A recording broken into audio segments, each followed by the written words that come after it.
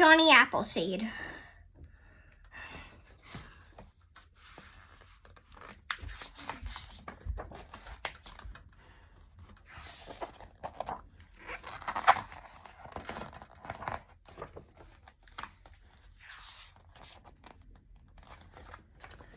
In the early days of the American frontier, where most nation was still wild, unsettled land, there lived a man of great courage and gentleness who traveled through the wilderness planting apple trees. His name was John Chapman, though he came to be known as to generations of Americans of Johnny Appleseed.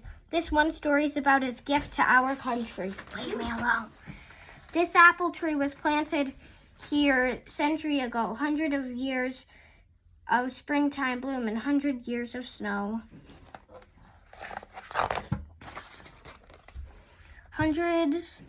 Hundred apple autumns with the wild geese flying by, 100 years of applesauce and steaming apple pie. The man who planted apple trees once stood here on this land, a sack of seeds upon his back, a Bible in his hand. Young Hannah Goodwin saw him first, the stranger lean and lorn. His face was thin, his feet were bare, his clothing old and warm. The Goodwin family asked him in to dine and talk a while. America was lonely then, he'd traveled many a mile.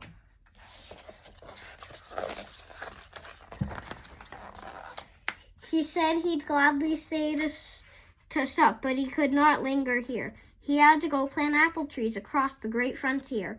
He said it was wide, wild land, a lonesome land and long.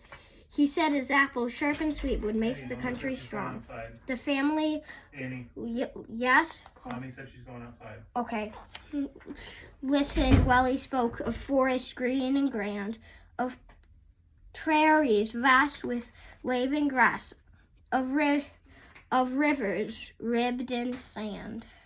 He spoke of families like their own, all moving bravely west, with gardens and tots and cooking pots to claim the wilderness.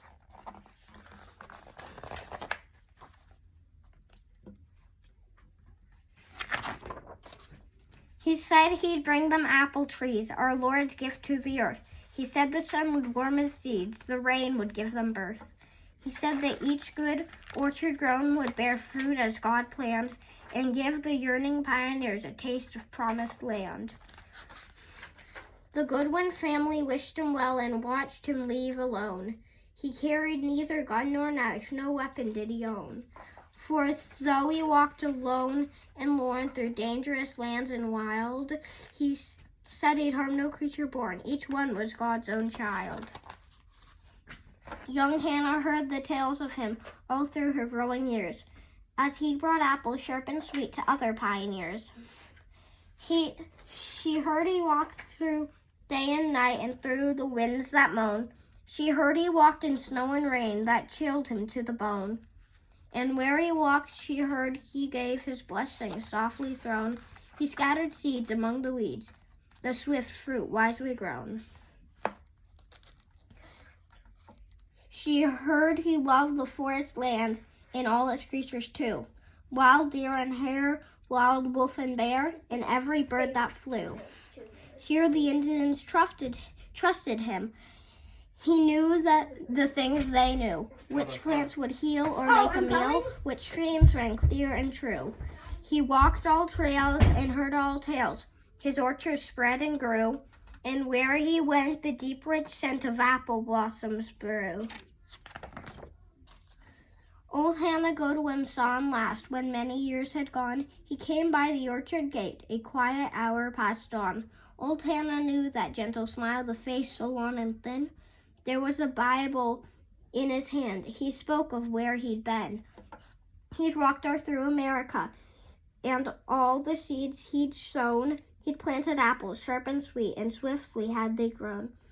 There was spicy apple cider now out on the western plain. There was applesauce in Lone and apple pie in Maine. Apple cross the wild Missour and down in Ohio. Sharp and sweet across the land, they made our country grow.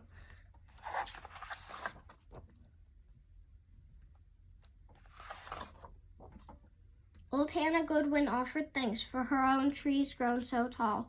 He said no thanks were owed to him, the Lord had made them all.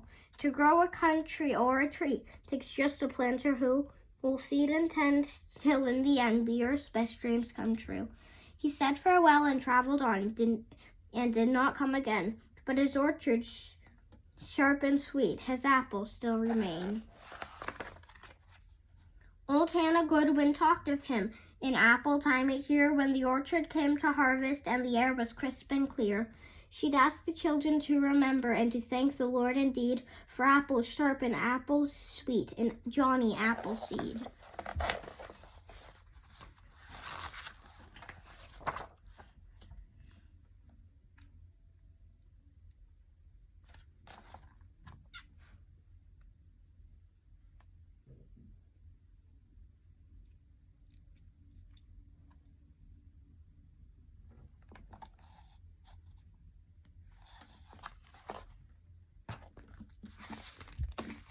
Thank you for watching Annie's Reading Arena.